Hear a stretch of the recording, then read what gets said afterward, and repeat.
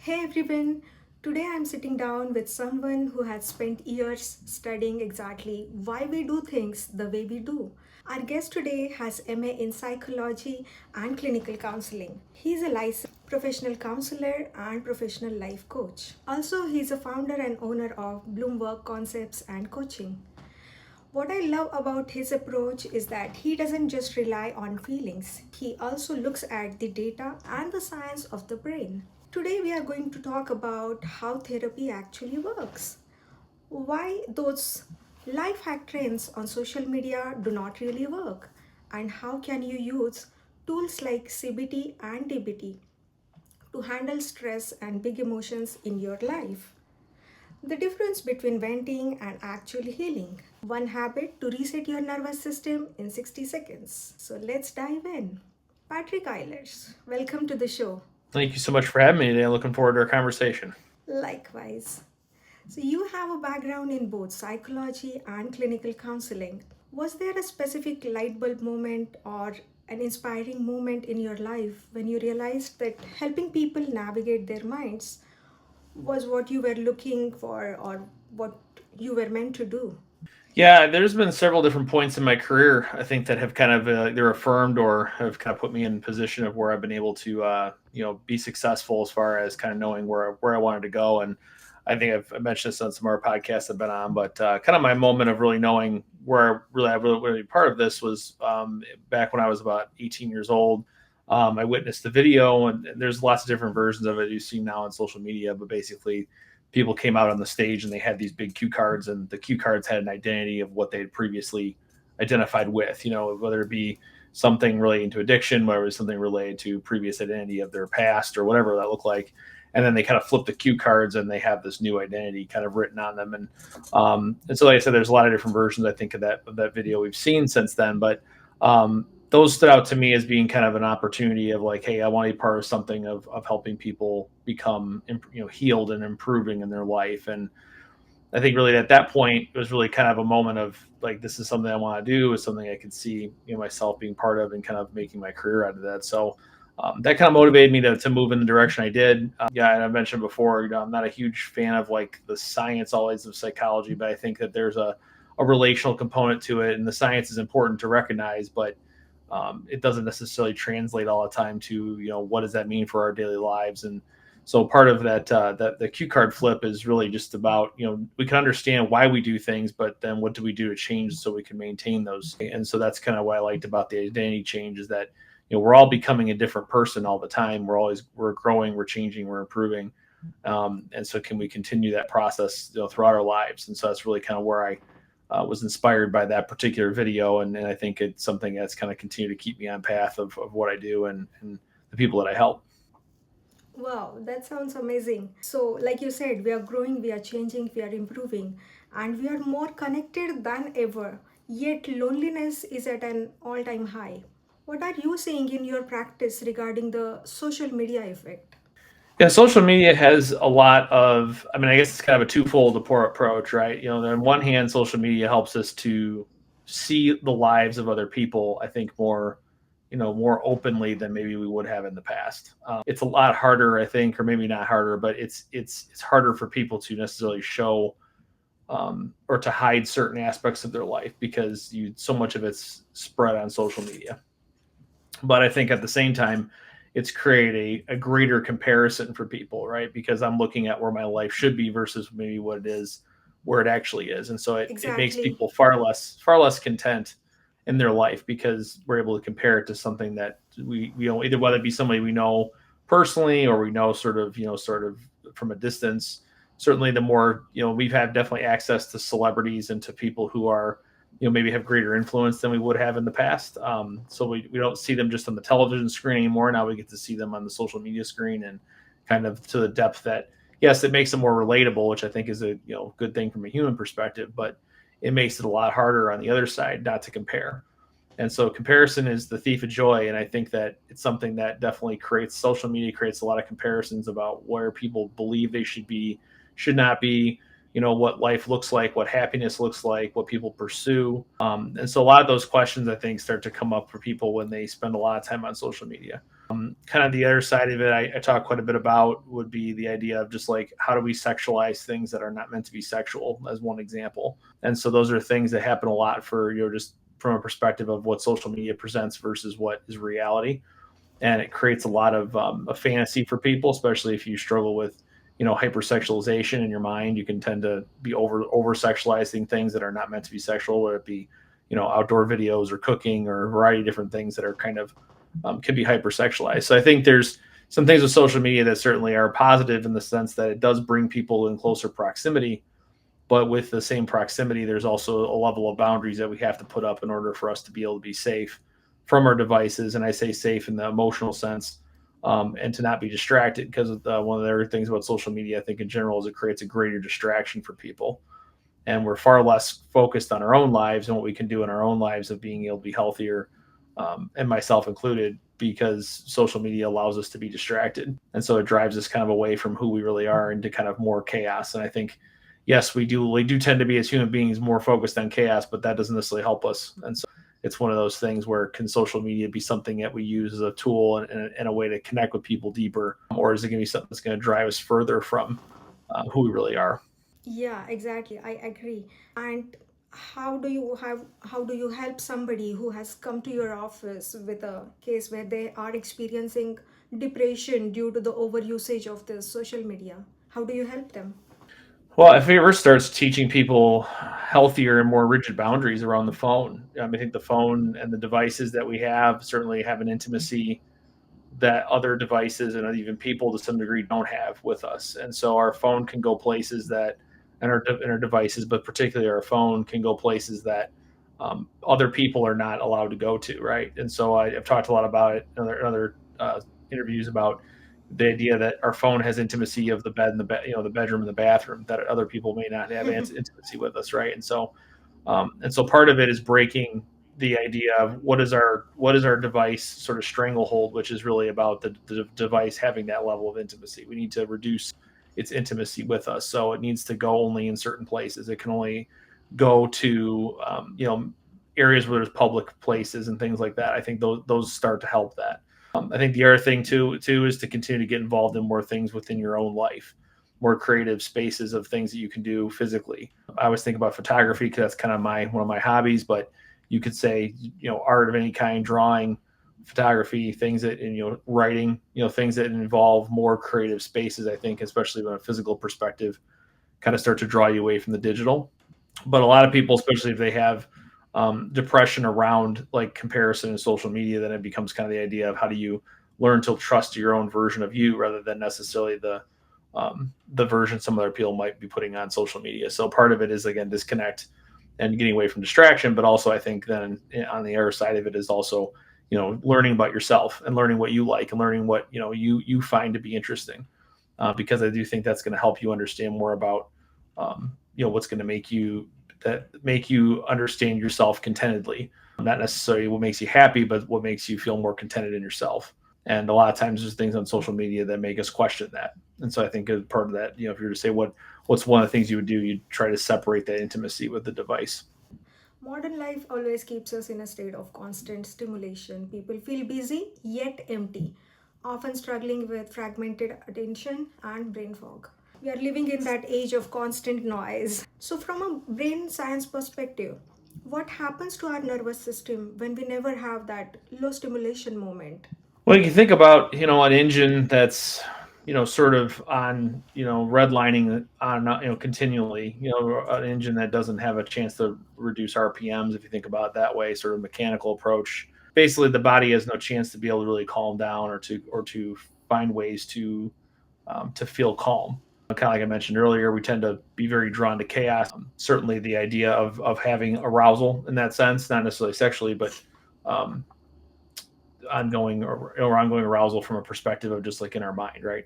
So racing thoughts, anxiety, those kind of things tend to be people's norm because they experience this sometimes from distraction of social media. But I do think in general it could just be some things that they've grown up with, or certainly now that at such a young age, because the phones and the devices are introduced at 4 or 5 years old. People don't really have an opportunity to learn how to practice quiet, and so our bodies are really just kind of attuned to that. And what ends up happening is your body can only take so much of that before it just gets overwhelmed. And so part of that idea from a brain perspective is calming that vagus nerve, which is our longest nerve from our brain down through our spinal cord, of reducing that, to continue, to get to not realize that, we're not in a fight or flight situation. When we talk about, how our body responds to it, but the main two are to either kind of escape it or to fight it. And so part of that process is getting ourselves to learn how to calm down, be grounded, be in the present, not be focused on what's going to happen or what did happen. Anxiety tends to run in two ways. It's either, like I said, in the past or to be future oriented. And so that creates a lot of people to be not present in their life. And so being present is a good step toward calming down. And that's what a lot of calm does, is it does put us in the here and now, but it makes us feel less in control. And so part of that anxiety is the calming down of that nerve, and making us understand, like, hey, like, it's okay to be in this space and be contented in the moment. And to do that, throughout whether that be breathing or the grounding exercises, things like that. And so there's some certainly ways to do that. But I think part of it is, again, the phone tends the phone devices, any of those kind of things tend to stimulate a lot of those emotions and a lot of those types of feelings in us, because we're focused on a lot of things other than where we're at in the here and now. So, when the world feels chaotic and out of control, how can we build an internal sense of safety that doesn't really depend on outside news? Any outside factors or any Mhm. news? Well, the number one thing I think, people have some pretty good success with is trying to, like I said, calm the mind through what I just was describing, kind of grounding exercises. Grounding exercises are pretty much just utilizing your senses to what's around you. Five things you could see, four things that you can touch, three things that you could hear, two things that you can smell, one thing you can taste. Walking through that redirects the brain away from what they would call catastrophizing. A lot of people tend to catastrophize, meaning it's worst case scenario. And so because we focus on worst case scenario, there's always another worst case scenario that could happen. And that's a loop that just kind of continues for people. When you ground, when you do what they call box breathing, they sometimes will refer to that as breath work in therapy. Anything that kind of creates the brain to redirect itself, breaks that sort of railroad track. If you think about a train going around a track, puts a little bit of bend in the track so the track doesn't, the train doesn't continue down it. It kind of derails the thought, so to speak. So box breathing, which is basically following an imaginary box and basically breathing kind of around the box. So basically, if you think about a circle being on the box, you breathe for 4 counts in, then you hold your breath for 4 counts down, exhale for 4 counts across, and then just hold again, back up. There is a video on YouTube that you can look up. And it's really good. Just kind of has a real simple based on that for about 2 minutes of that breathing. So those kind of things help calm the nerve. Other things I found would work for people sometimes is developing lists of things that they enjoy, things that they like, top 10 lists, top 15 lists, favorite music, favorite activities, favorite, if you're into cars, favorite cars, just stuff that you're interested in, favorite sports teams, those kind of things, because it helps again to do a lot of the same thing, breaking the thought loop. So there's some things, kind of just real simple, basic stuff you could do today that starts to put some of those into practice. It's important to find what works for you. This is where therapy comes into play, is learning about what specifically works for you the best and how to continue to kind of build on that. There are, a handful of things that we can suggest, but then the next step of that is, then how do we take that and apply it to other parts of our life so that we can be able to expand those sort of tools in that way. A lot of people, I feel like, get frustrated with a few of them. They don't work the way they want them to, and then they kind of give up, and then then you kind of stuck with that part of it. So you have to learn how to, find what works and then kind of continue to build off of it. I think that's really the key to that. And because again, not everybody's going to have great success with box breathing or grounding immediately, because your body may not be used to that kind of stuff. So part of those are learning how to calm that and calm your body, so your body will respond to that more naturally than to divert toward catastrophizing or things like that. Sounds fair. So, why does it happen that digital interaction often leaves us feeling lonelier than no interaction at all?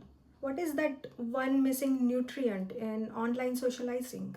Well, I think just from my own personal experience has been that, one thing or a couple things, I guess I'd say, as far as what is the missing ingredient. I mean, I do think there's a vulnerability with people that you get face to face that you don't get online.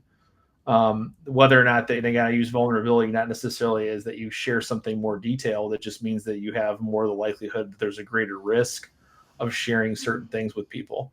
Where online, you can always kind of sort of be behind the screen, and you don't your true identity, so to speak, is kind of anonymous. And you saw that we used to see this a lot when I worked with addiction specifically, is that you're much more brazen to talk about things sexually online than you might in face to face, because there's a level of risk there, sharing it face to face. I think also that's very true when it comes to what's missing when you do therapy online. There's an element that the therapist can't necessarily fully understand or empathize exactly with the emotion, because there's a screen in between us. So there's a little bit of that piece that gets lost.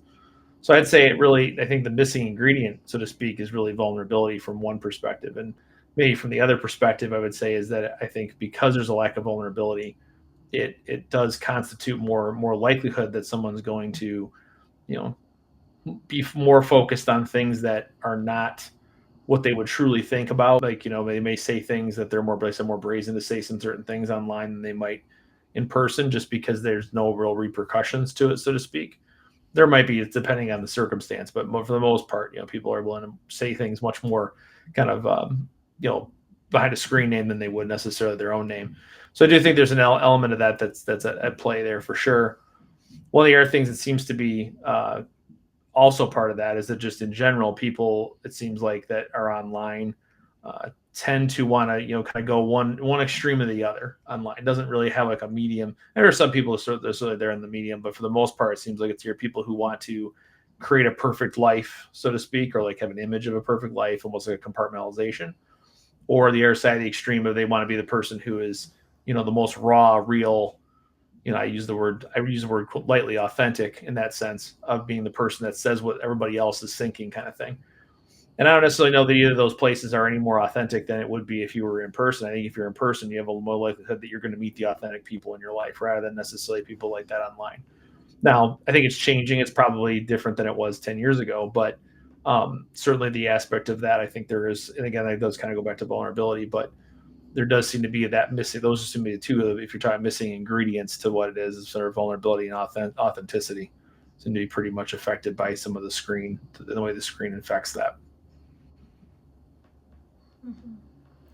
So, what are the quiet warning signs of burnout that shows up in our bodies before our mind even realizes that we are exhausted? Yeah, burnout seems to be one of the things that we're talking a lot more about. Part of it might be because of social media. Part of it might be because just the fact that we're more aware of the symptomologies, I guess, so to speak. But I do think the first thing is that it's really kind of starting to dread where you're going to go, right? What the next day is going to look like. People talk a lot about it, like on LinkedIn, about dreading to go to work on Monday after having the weekend. So I think dread is one aspect of that I would say is kind of a big symptom to look for. But if that becomes kind of the pattern, it's probably more likely that there's something more going on there.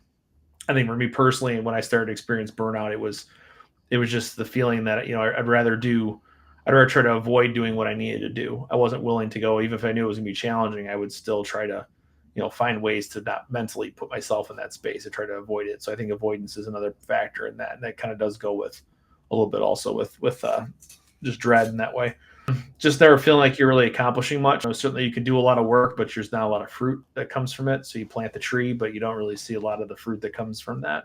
Certainly, in regards to things that working with people can be like that for sure, because the more you work with people, the less you have control of what they're going to do. So you kind of have to support them the best you can, and that can be always one of those things where you might look at yourself as being like, it's my fault that they're not getting any better.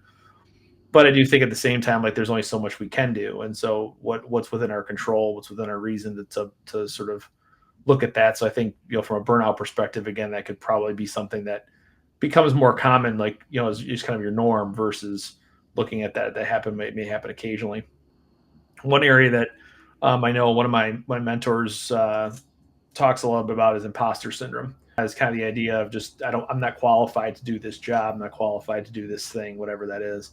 So imposter syndrome pops up a lot. Again, that's some of that is self care. If we're not doing stuff for ourselves, we're not learning how to recharge ourselves, which can lead to burnout. So I definitely think imposter syndrome is something that does that probably is more of a precursor to it. But I think as the longer it goes, that definitely can be something that comes up for people. So I would say kind of those are four symptoms, so to speak, you might look for when burnout starts.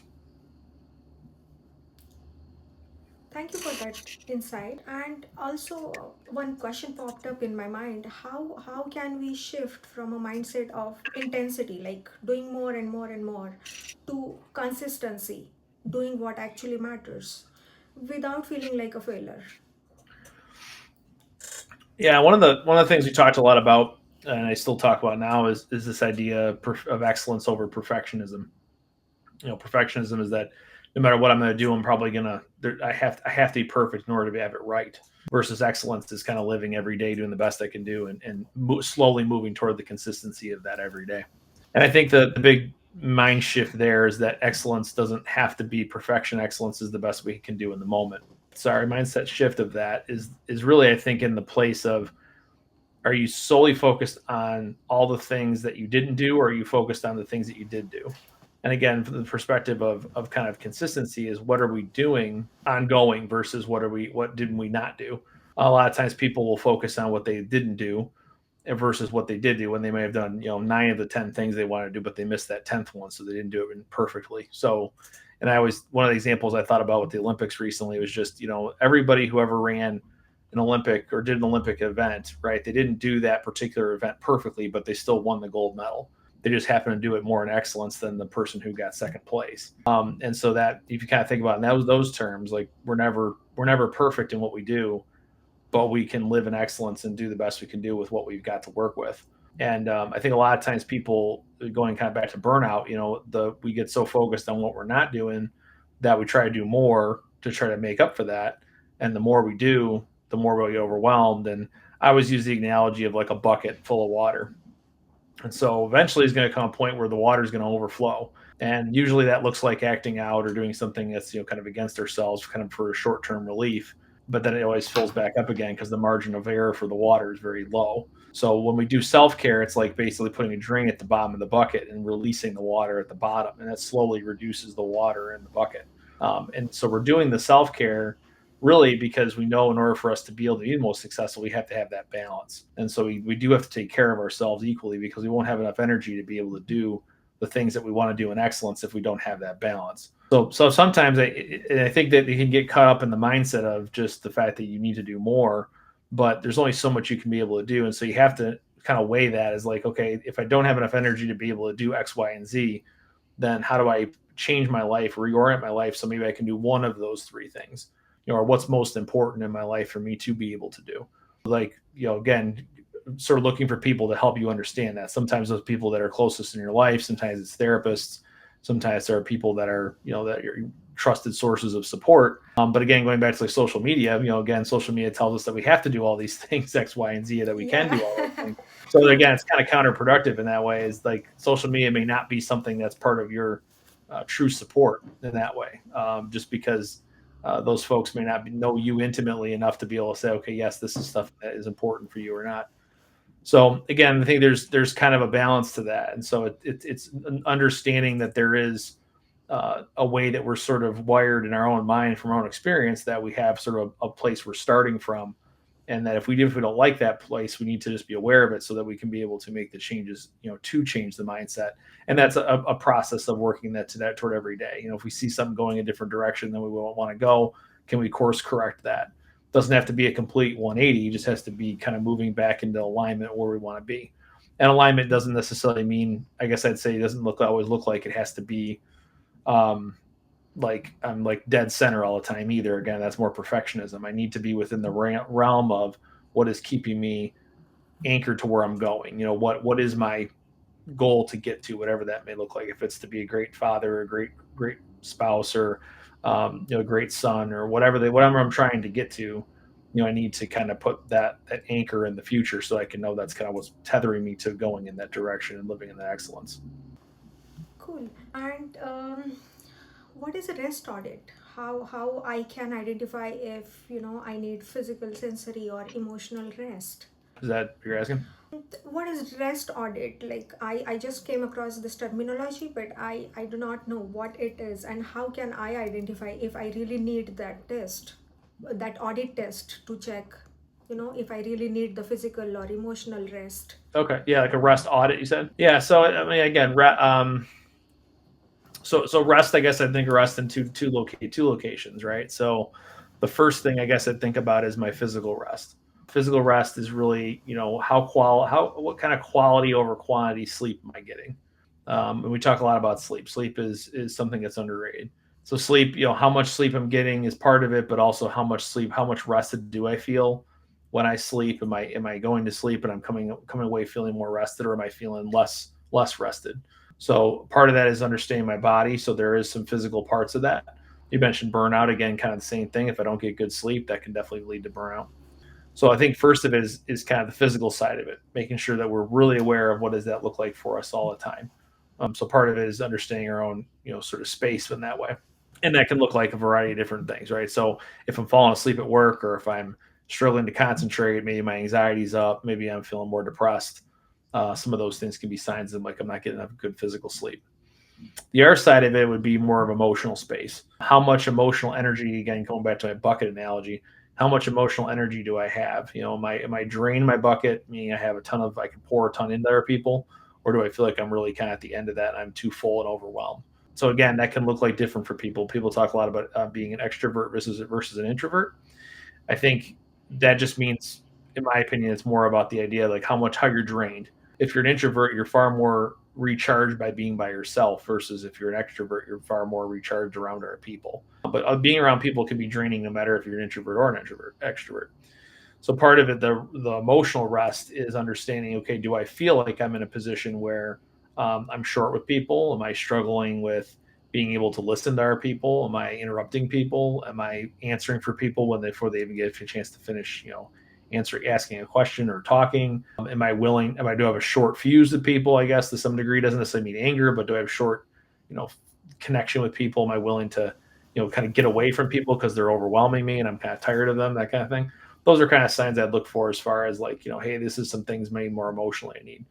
And I think emotional recharge is not necessarily more sleep. That's more of doing good self care. So part of that could be going for a walk. Part of that could be getting out into nature. Part of that could be doing creative things we talked about earlier. Part of that could be getting an opportunity to rest, and do things that are going to make you feel more recharged. If it's reading, if it's watching a TV show, if it's doing things that are not overly too much, getting away from people, but they're going to help you for a period of time that you set aside to do that. I just get away from all things, right? And that's the other side of the part we don't want to go that far either. So it does take some time. Like I mentioned before, the course correction doesn't have to be a 180. Sometimes it's just about kind of getting in the right spot. And so good self care is, I would say, is more consistent than necessarily perfection. Again, kind of the excellence piece, where you're doing it enough times and regularly that it doesn't necessarily affect. You don't really even maybe notice it, because you're just doing it so regularly that you don't have these highs and lows. If you have a lot of highs and lows in that way, that might be a sign of like, hey, I need to look at the balance of it, because typically, if I have one decided extreme or the other, there might be some things out of balance in my time management, and what I'm spending on my time, and how I'm the things I am doing that make me feel better. So the example I could give you would be, self care for some people might have been video games when they were 20 years old, but maybe at 25, 30, 40, 50 years old, that's not the kind of, self-care for you anymore. So you need to find something new that's going to change and stimulate your mind in a different way. Then again, video games might be what you need. So again, kind of that idea, like within a limitation of that, a good boundary around it, can be a good thing that way too. So I think it's important to kind of know what your self-care routine is that you have in place that complements your physical rest in that way. Yeah, I agree. When I was a teenager, I would love to spend time with my friends as a part of self care. But now I feel like spending time with myself, meditating, is something that I really Mhm. look forward to. Yeah, Yeah. and it's a change. It's maturing. It's growing. It's knowing you're a different person now, and how that impacts you versus, in this season versus what it did before. So yeah, it's great to hear that you found that would be something that you're able to utilize. Yep. Thank you. And what is one thing about therapy that people get completely wrong?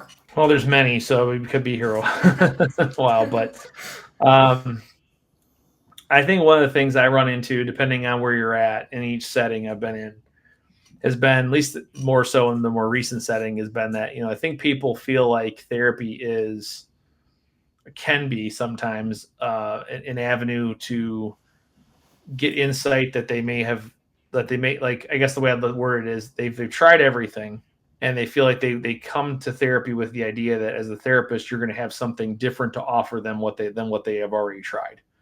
Most people are pretty smart, so I feel like most people try a lot of the stuff that's already been we would already recommend, right? And so one of the things that gets frustrating, I think, for both a clinician and a client would be when somebody comes in and goes, well, this is all the stuff I've done, and what do you have to give me? And sometimes it's about, okay, like the hard work of it is, okay, if it didn't work for you and it isn't working for you, then I wonder why it's not working for you, and then you have to start kind of going down the deeper part of that understanding.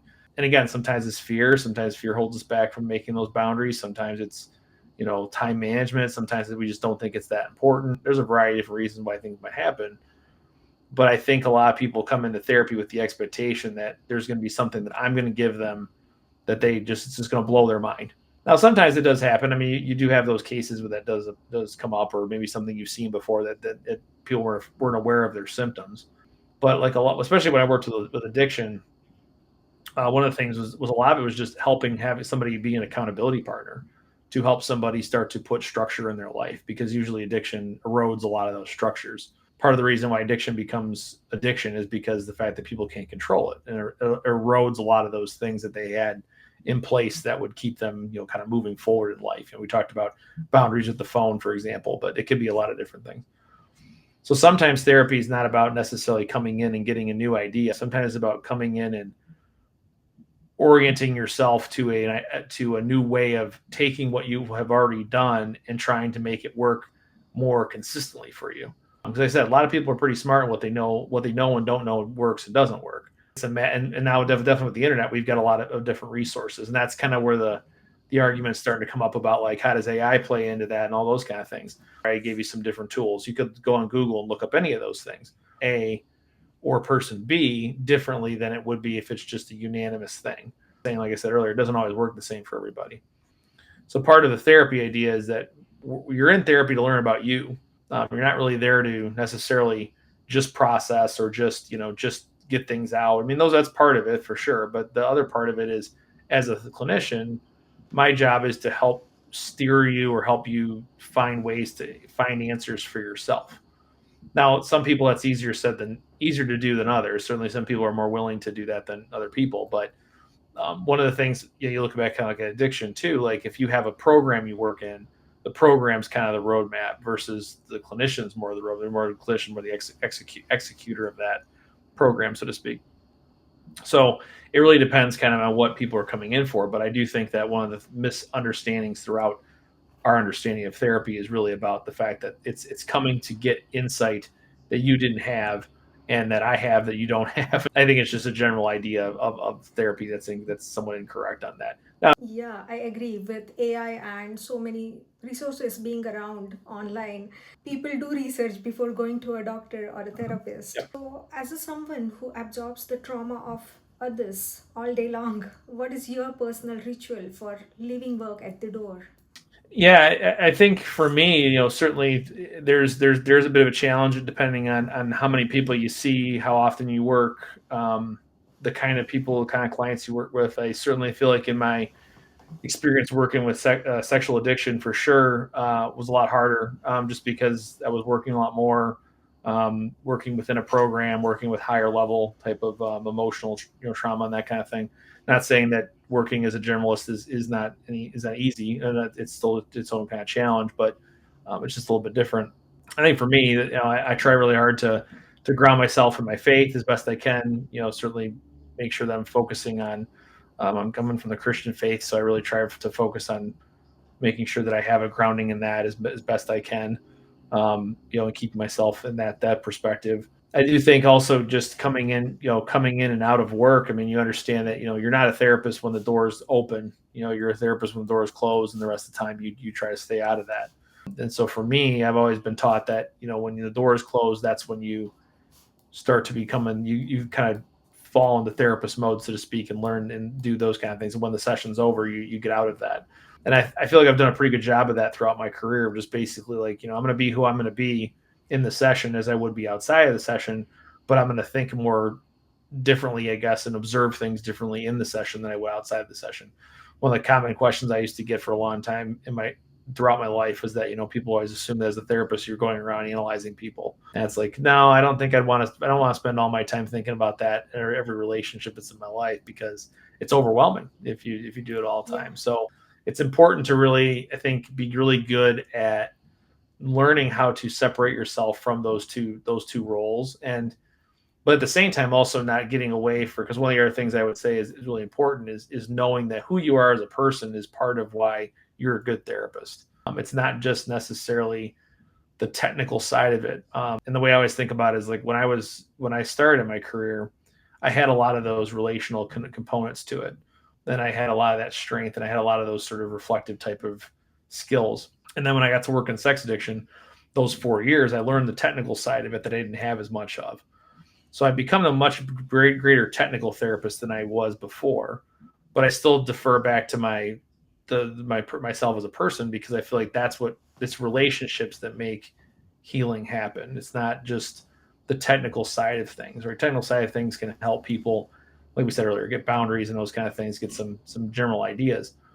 But it's really the relational part of it that really starts to heal people, as far as how people are going to interact with other people, even if that means you're the only person that was ever kind to that person in your session. That's what matters, right? It's the stuff that you get to do interacting with the people every day, no matter if you're working with couples, with groups, with an individual. That's the stuff that really ultimately heals people. It's those relationships and connection and rapport you have with the person as another person. The technical stuff is great. It always it can make a huge difference to certain people, but I think ultimately it comes down to the people that have been the most impacted by me, I feel, are the ones I've impacted the most. And again, I can't take all credit for that, because it's their work too. In fact, I'd say this majority of their work, but it's the opportunity that I provided through the relationship I had with them. And I think that's the other side of it. To me, therapy is more about opportunity than it's about anything else. It's about, when you close the door, it's the opportunity that you have to work on yourself, whether or not that was something that happened 10 minutes ago before you got there, or if it was 10 years ago, or maybe it was a lifetime ago. It feels like you have an opportunity to work on those things. And that's really, I think, where therapy really, for me anyway, is really about separating, is that's an opportunity that only happens when behind the door. And I have a great respect for that aspect for people in that way. So I think my separation is just knowing, like, that's not my time. It's not my time for me to be focused on me. It's my time to be focused on them. Amazing. So, with the rise of AI driven therapy bots and telehealth, what do you think is one thing a human counselor or therapist can provide that technology never will?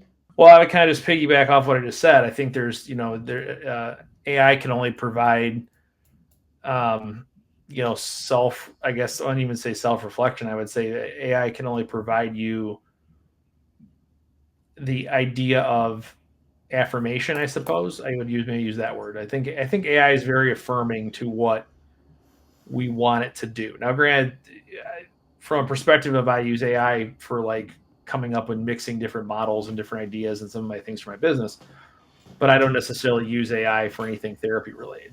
And the reason I don't do that is because if you look at other aspects of AI, where AI is more supposed to be assisting people, right? But from a perspective, whether it be a personal assistant or a therapist, or any kind of anything else out there, it's very affirming to you.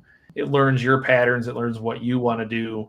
It learns how to be able to answer you. Even the regular AI that you use for these kind of models and stuff like that, you get a lot of the same thing, right?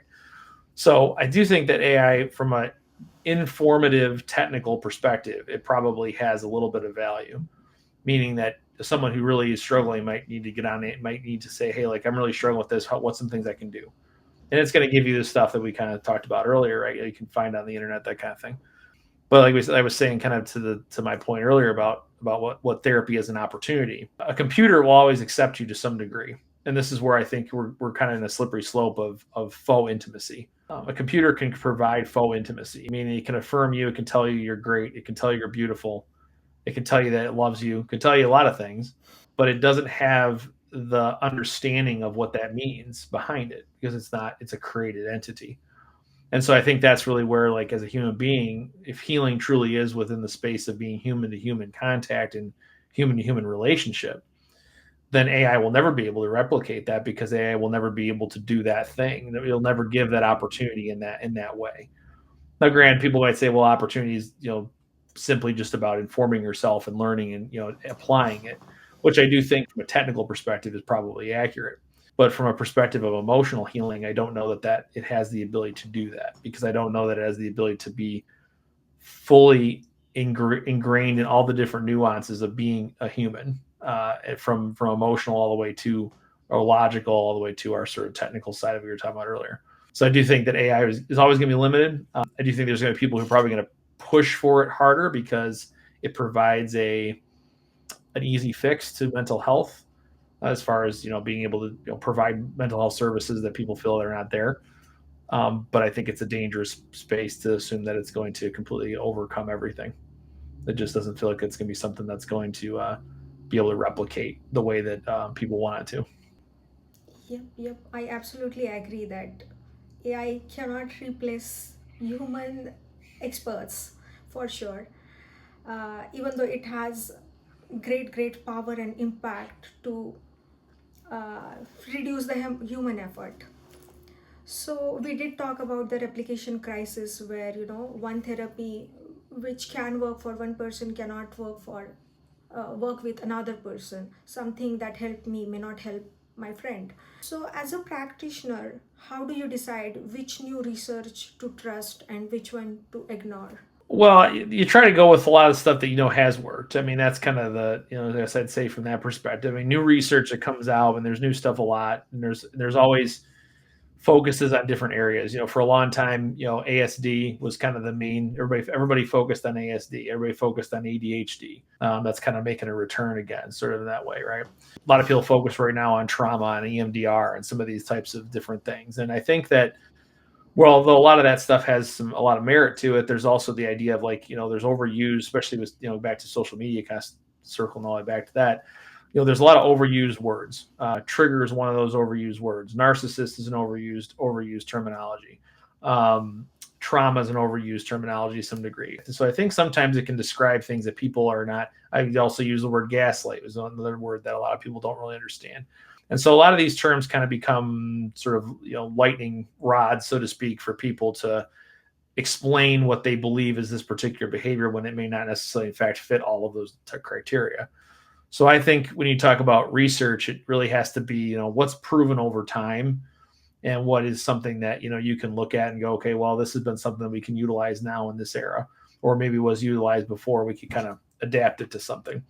Um, so one of the things that comes up a lot, for example, I would say, at least from a perspective of using it, is, really trusting known sources where people have utilized this stuff, and try to stay away from social media things. Again, there's also a lot of great insight on LinkedIn and different social media avenues from people who are professionals, but certainly understanding that not everybody who has got training always necessarily works for that particular population. That's worked, and that that even includes things there's things I've talked about in different podcasts that I know from the perspective of what I was taught in certain areas, even like within the sexual addiction realm, that has worked for people in that program, but that doesn't necessarily mean it's going to work for the everyday person necessarily. So there's just different ideas you have to kind of be aware of, and present people with different, again, opportunities. Present information that's going to be that reputable based on where it's kind of coming from, and you try to stay away from things that are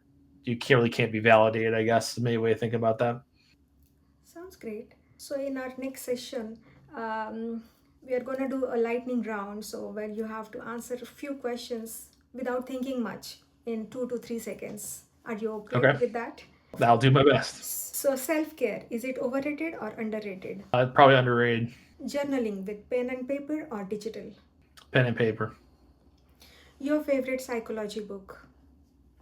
The adult children of emotionally immature parents, I think is what it's called. Interesting book when it comes to a lot of stuff that we talk about, with, like, we talked about trauma and triggers, those kind of things, and we just that's an interesting book. I highly recommend that one. And then probably another one. I know it's not really a psych book, but Simon Sinek's "What Is Your Why?"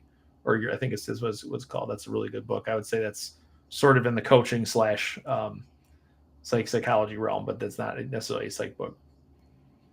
Great. So mental health in 2026, one word to describe it. Chaotic. Overrated coping mechanism. It's hard to say because, like I said, so many different ones work for people. But I guess the one that kind of stands out, I maybe would think about online, is that there's a lot of people who utilize um, working out's great, working out's really good, but working out itself can become an addiction. So, or like something that becomes compulsive behavior. So you have to kind of find the balance. I think people who, if they go to the gym 7 days a week, that probably is a little bit outside the balance. So Fair enough. And best time of the day for a mental check-in. probably sometime between like noon and 2, like right around your lunchtime. Perfect. So these were the questions for lightning round.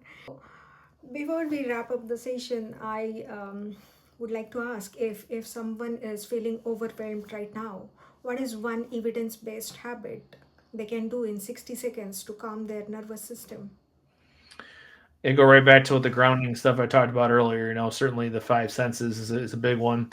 Another one that I've utilized a lot more lately has been texture oriented things. So silly putty, ice is a big one. Putting ice in the back of your hand, the back of your wrist, holding it, cold packs, same kind of thing. Those are really good kind of present builders. They put you kind of back in the here and now.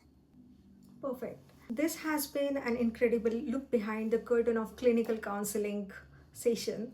Thank you so much for joining us today and helping us bridge the gap between science and the soul. Thank you so much for your time and your sharing your expertise with us. No, thank you so much for having me on. I really appreciate it. It was a good conversation. Thank you. If you enjoyed today's episode, share this with at least one friend and please do subscribe. Let's keep growing together.